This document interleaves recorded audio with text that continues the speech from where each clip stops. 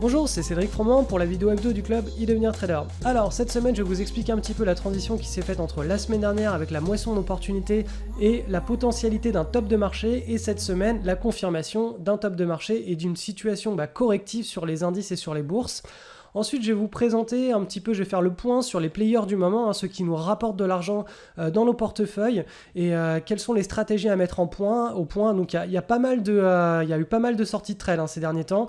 Donc, ça aussi, de ce côté-là, on confirme un top de marché, donc une situation de correction sur les bourses. Et dans la troisième partie de cette vidéo, je vous expliquerai tout simplement comment faire ces prochaines semaines pour swing trader les marchés, quel état d'esprit il faut avoir pour pas faire d'erreur, pas se retrouver avec des trades perdants, et donc comment se préparer à la prochaine vague de plus-value qui sera forcément une vague de hausse, mais qui ne pointera pas forcément le bout de son nez tout de suite. Donc je vous expliquerai comment suivre les marchés, dans quel état d'esprit pour pouvoir saisir cette prochaine vague d'opportunités. Alors la semaine dernière, je vous expliquais tout simplement qu'on avait un énorme rush d'opportunités sur nos screeners, et typiquement, donc je vous expliquais que ça, c'est soit le fait qu'on a un top de marché, c'est-à-dire qu'on a une dernière réaction très positive avant une forte correction ou une correction des bourses. Donc tous les derniers investisseurs, souvent les petits porteurs, se ruent dessus sur toutes les actions avant de se retrouver complètement squeezés. Soit on a effectivement une nouvelle jambe haussière sur les indices.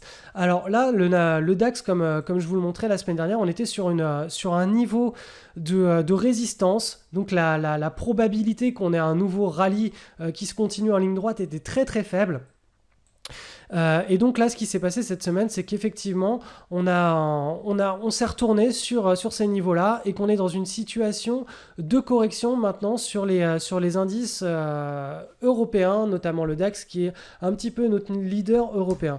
Maintenant, on va passer sur le Nasdaq, voir ce qui se passe. Alors, sur le Nasdaq, la situation est toujours beaucoup plus positive qu'en Europe, puisqu'on est toujours dans un beau trend haussier. Là, si je trace un petit peu, voilà, cette deuxième trendline qui qualifie davantage le nouveau trend haussier en force depuis le mois de mai. Là, on est sur un support. Là, vous voyez qu'on est sur un deuxième support. Ici, on a le support horizontal. Ici, on a le support oblique.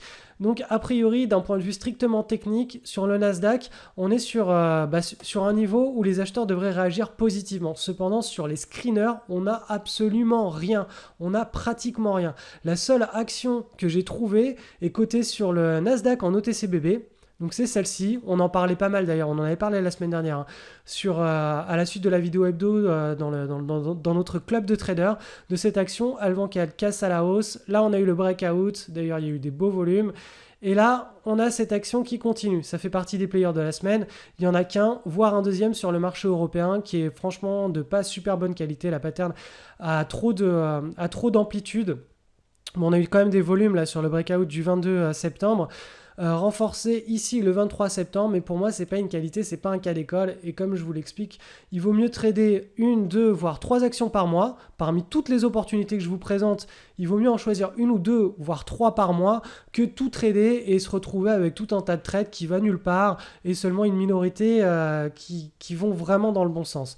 Donc pour cela, il faut vraiment apprendre à détecter les meilleures actions en suivant une grille de lecture et que j'enseigne dans la formation Entrée au bon moment, donc EABM. Là, si vous vous reportez à EABM, vous voyez que ce n'est pas du tout une pattern de bonne qualité, tandis que celle-ci est une pattern de très très bonne qualité. Donc vous voyez que là, on a juste 2 opportunités sur tous nos screeners, et je screen toutes les places boursières, c'est-à-dire le marché européen, le marché allemand, le marché américain avec le NYSE, le Nasdaq et le Nasdaq en OTCBB. Donc vous voyez, sur une partie du monde entier, j'ai détecté que 2 actions, dont une qui est bonne et une qui est pas bonne. Donc là, vraiment, on est dans une situation de correction de marché.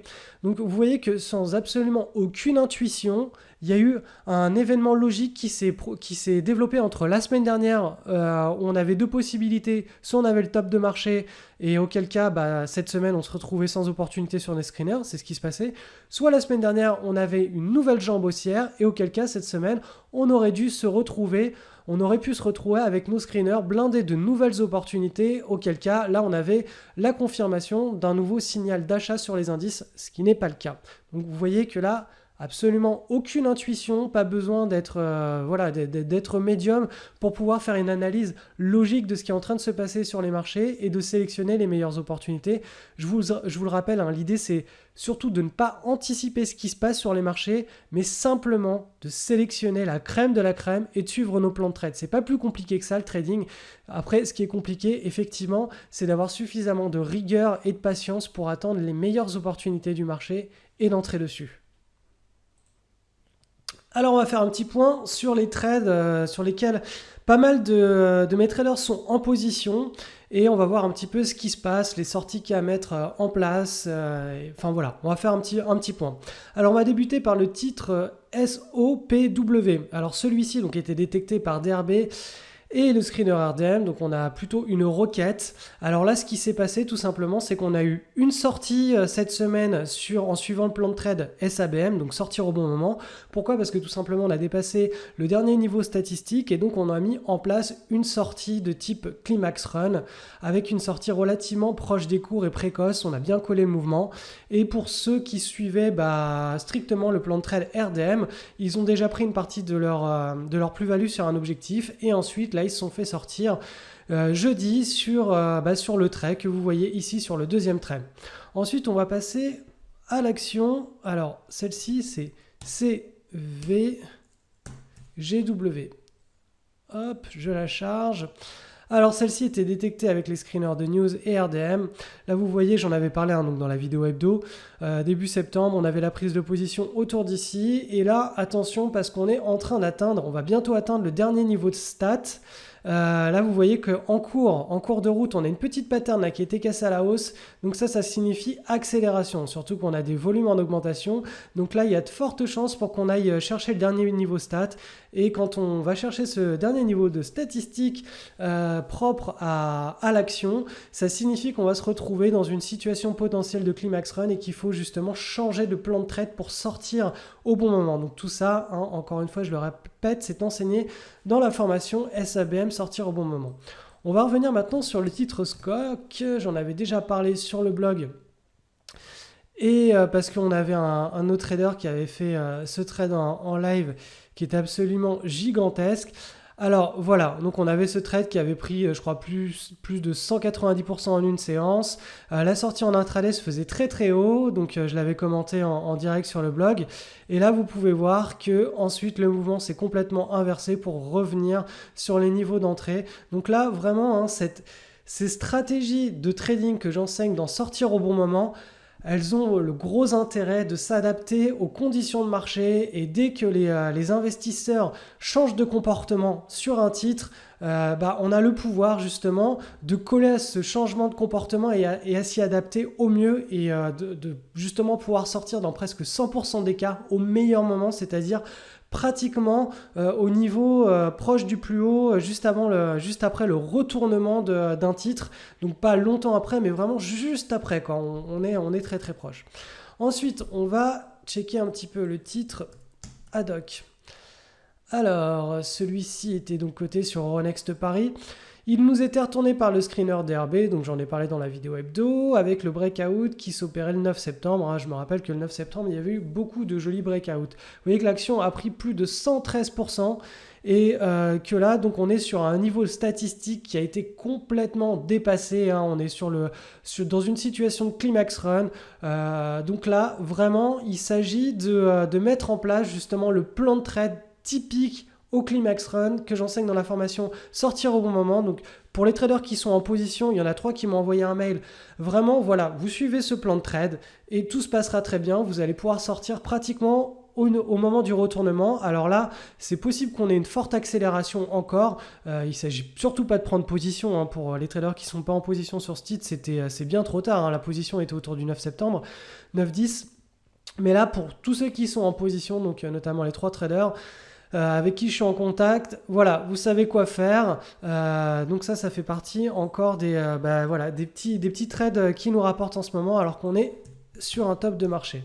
Maintenant, on va charger l'action AIV qui est cotée sur le NYSE. Alors celle-ci, ce que je voulais vous montrer, c'était tout l'intérêt justement de pratiquer des stratégies de coupe et de neutralisation des trades. Alors pourquoi? Parce que vous voyez que là, il y avait une prise de position potentielle qui se faisait sur le niveau de breakout autour du 2-3 septembre. Et donc ensuite, on a une action qui s'est retournée et qui a balayé complètement, qui s'est complètement retournée. Et si vous n'avez pas de niveau de stop loss et ensuite de stratégie pour pouvoir réduire votre risque, c'est-à-dire remonter le niveau de stop loss dans les meilleures conditions, c'est-à-dire en s'adaptant au paysage boursier, et ben vous vous prenez un ressac comme là c'est arrivé. Donc vraiment le gros intérêt d'apprendre à couper ces trades en neutralisant au maximum le risque, c'est justement d'avoir des stratégies qui en fonction de chaque paysage boursier, donc le paysage boursier c'est donc la forme ce que font les investisseurs suite à une prise de position, la forme que vont prendre les barres de bourse que vous voyez. En fonction de leur forme, vous allez pouvoir mettre en place une stratégie de coupe, donc remonter votre stop au plus proche de ce qui est plus pertinent pour ne pas se sortir trop tôt d'un trade, mais quand les mouvements se retournent, sortir d'un trade en ayant réduit son risque au maximum. Ensuite, on va passer sur le titre CBPO.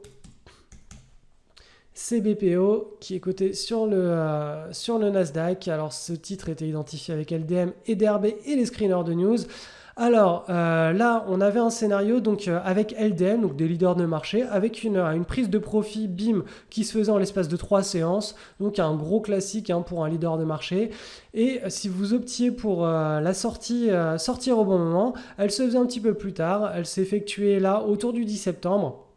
Un petit peu en dessous des niveaux de LDM, et vous voyez que on sort toujours avec une belle plus-value. Donc si vous êtes encore en position sur ce titre, posez-vous des questions. Il est possible qu'on ait un nouveau mouvement haussier, mais a priori c'est que votre plan de trade et votre stratégie de sortie de position n'est pas ce qui se fait de meilleur sur le marché en tout cas. Et le dernier titre pour finir cette semaine, on va prendre GYC. Donc il y en a d'autres, mais je ne vais pas passer trop de temps non plus à faire ce genre de choses. J'essaie de mettre en place en avant les choses les plus pertinentes. Alors ce titre a été détecté avec le screener de news.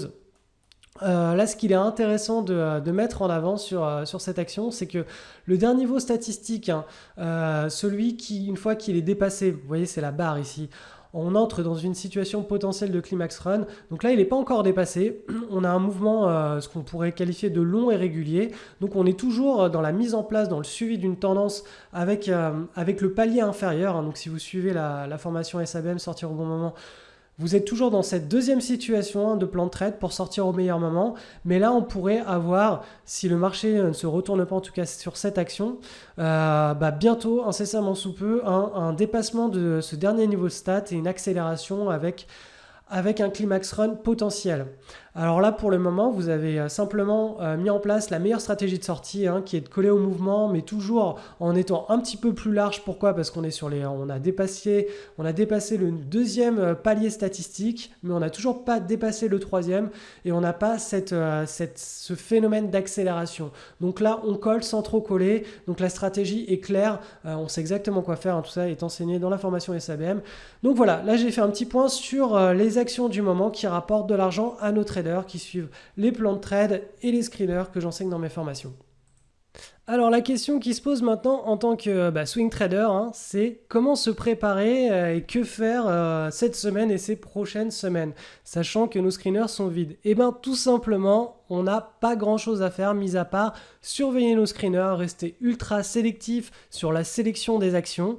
Et donc là, par exemple, si je me reporte au CAC 40, on a plusieurs scénarios qui sont possibles. On a la possibilité d'avoir une tête et épaules complètement déstructurée qui mènerait, si on avait la cassure, à un nouveau mouvement haussier, ce qui est peu probable parce qu'on a une énorme volatilité. Vous voyez ce range-là entre la zone de support et de résistance ici, elle est très importante. Donc pour moi, ça, c'est pas vraiment un scénario à privilégier. Pour moi, on va davantage rester dans ce gros range le temps que la volatilité se calme. Donc on peut très bien partir par le bas, par le haut avant de repartir par le bas et d'avoir une volatilité qui se calme dans un espèce de gros triangle. Suite à ce gros triangle, on peut partir par le haut ou par le bas. Voilà, ça fait partie de mon scénario en tout cas sur l'Europe, puisque le DAX est un petit peu dans la même situation. Donc pour l'Europe, en tout cas, on a quelque chose d'assez nerveux. Donc tout ce qu'on peut faire à notre niveau, c'est surtout pas d'anticiper ce qui va se passer sur les indices, mais c'est simplement de rester ultra sélectif en surveillant nos screeners chaque soir. Et ensuite, une fois qu'on a des nouvelles opportunités qui arrivent, et plus elles seront massives à arriver, et plus ça signifiera que les acheteurs sont de retour. Et nous, notre job, tout simplement, c'est de sélectionner celles qui nous proposent des points d'entrée les plus intéressants, de manière à pouvoir réduire très rapidement notre risque, c'est-à-dire qu'on entre en position, ensuite on suit le plan de trade pour réduire le risque le plus rapidement possible en coupant sa position le plus rapidement possible. Et après, c'est en quelque sorte, c'est un petit peu la chance qui régit le trade. Soit on a la chance d'être sur une vraie bombe qui va nous dessiner un home run et qui va nous permettre d'encaisser une grosse plus-value, soit le trade n'ira pas très loin, pas très haut, quelqu'un on encaissera une petite plus-value, ou ça se clôturera par un petit trade neutre, voire avec une petite perte. Donc ça, c'est vraiment le job du trader. C'est pas d'anticiper ou de faire des analyses pompeuses sur l'économie, sur ce qui va se passer, va pas se passer. Nous, c'est simplement d'identifier les plus belles patterns qui vont nous permettre d'avoir un comportement à très court terme réactif de manière à pouvoir réduire notre risque très très rapidement. Si on fait uniquement ce genre de trade sur les marchés, voilà, on a forcément un portefeuille qui va bien se porter. Encore faut-il être suffisamment patient et rigoureux pour pouvoir appliquer cette logique de trading. Donc, si vous aussi vous voulez mettre en place ce genre de routine de trading qui est complètement compatible avec une activité professionnelle, familiale, puisque ça réclame moins de 30 minutes par soir quand les marchés sont bien orientés, c'est-à-dire quand il y a beaucoup d'actions sur les screeners. Quand il y a peu d'actions sur les screeners, comme en ce moment, ça prend moins de 10 minutes, puisqu'on a des screeners qui ne sont pas très intéressants. Et vous avez simplement à récupérer un pack de trading qui se trouve juste en dessous de cette vidéo. Vous avez un lien qui redirige vers les packs de trading. Et là, vous allez avoir pas mal de packs de trading. Si vous avez des questions ou quoi que ce soit, vous pouvez m'envoyer un mail directement sur idevenirtrader@gmail.com et je répondrai personnellement à vos questions très rapidement. On se retrouve juste derrière pour vos packs de trading.